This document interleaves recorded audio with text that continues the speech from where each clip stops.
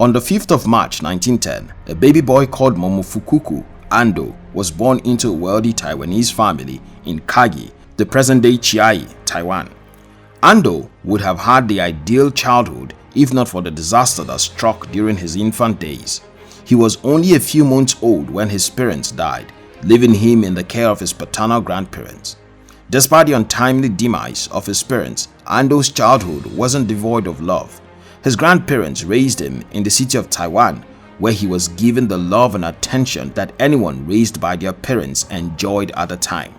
Ando took a liking to business early in life, thanks to his parents' spirit of enterprise. His grandparents ran a textile business which influenced his interest in the fabric business at the onset of adulthood.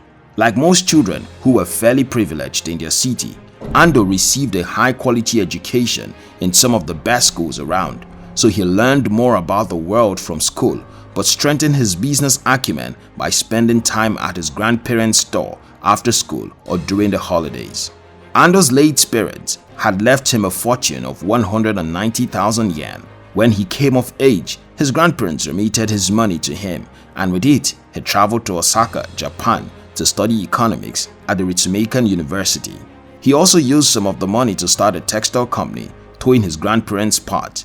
He was 22 years old at the time. The year Ando turned 29, the Second World War began and put a strain on his business.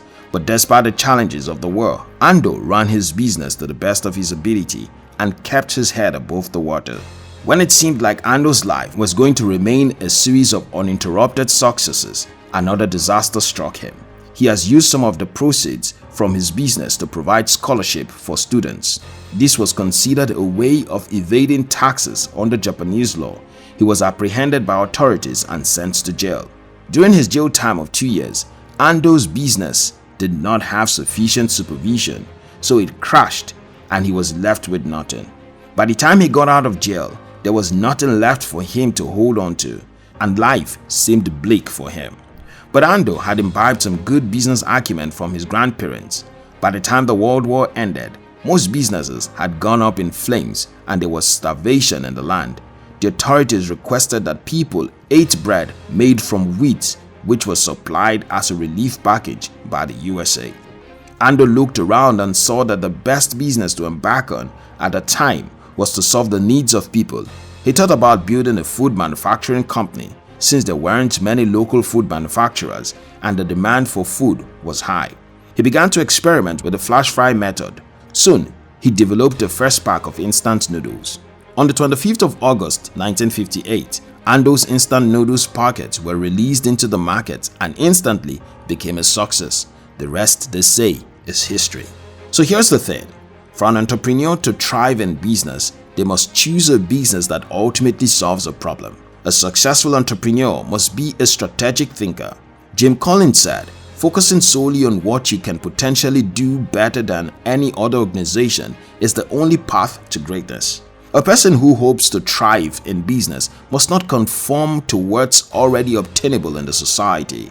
You have to think of ways in which you will stand out, either by meeting the needs of people or by meeting the needs of people in different ways than what they are already used to.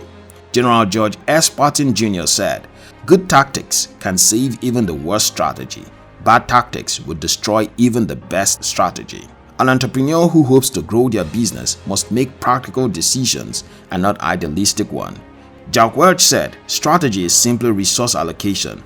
When you strip away all the noise, that's what it comes down to. Strategy means making clear-cut choices about how to compete. You cannot be everything to everybody, no matter what's the size of your business or how deep its pockets. Momofokuku Ando succeeded because of his strategy. He first discovered what the people needed and then outdid the other manufacturers by producing something altogether new and refreshing.